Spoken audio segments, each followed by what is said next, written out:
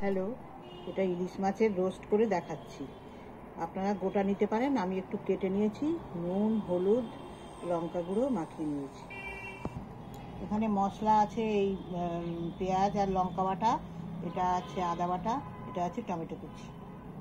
কড়া গরম হয়ে গেছে, আমি এবার একটু লবণ দিয়ে দিলাম, তেলও দিয়ে দিয়েছি আর লবণ। এবার মাছটা ছাড়বো, ব্রাউন করে ভাজবো।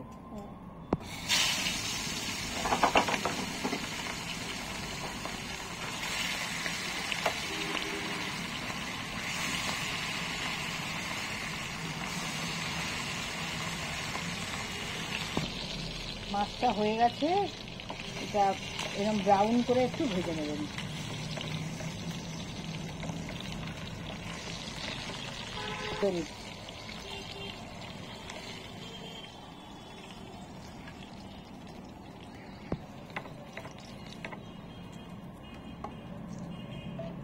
পেঁয়াজ লঙ্কা বাটাটা দিয়ে দিলাম, আদা দিয়ে দিলাম, আদাটা নেড়ে ফেলে এবার টমেটো কুচি দিয়ে দেবো। টমেটো কুচি দিলাম, হলুদটা দিয়ে দিলাম,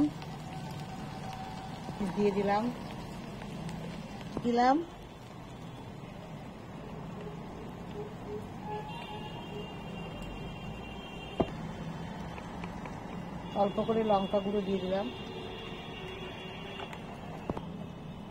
কষা হয়ে গেছে, সুন্দর করে একটু কষিয়ে নিয়েছি, তেলটা ছেড়ে আসবে, এবার মাছটা দিয়ে দেবো। তেলটা ছেড়ে আসলেই মাছটা দিয়ে দেবো। ছেড়ে এসেছে, আমি কিন্তু সাদা তেল ইউজ করেছি। এবার মাছটা ছেড়ে দেবো।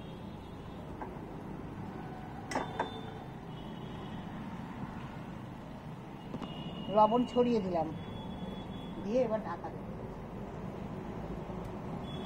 এবার ঢাকা দিয়ে দিলাম, 5-7 মিনিট ঢাকা দিলাম, মাছ নামিয়ে নেব।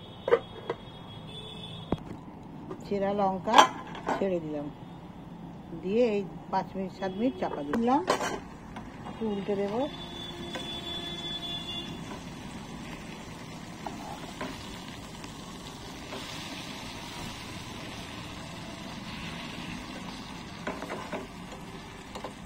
মিনিট ঢাকা দিলে নামিয়ে নেব, হয়ে যাবে। ঢাকাটা খুললাম, রোস্ট হয়ে গেছে।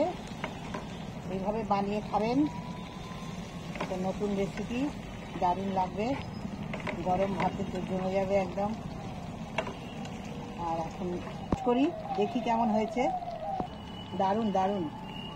হ্যালো বন্ধুরা, এটা এইভাবে করে খেয়ে দেখবেন, একদিন হলেও খেয়ে দেখবেন কেমন লাগে, তারপরে আমাকে একটু জানাবেন।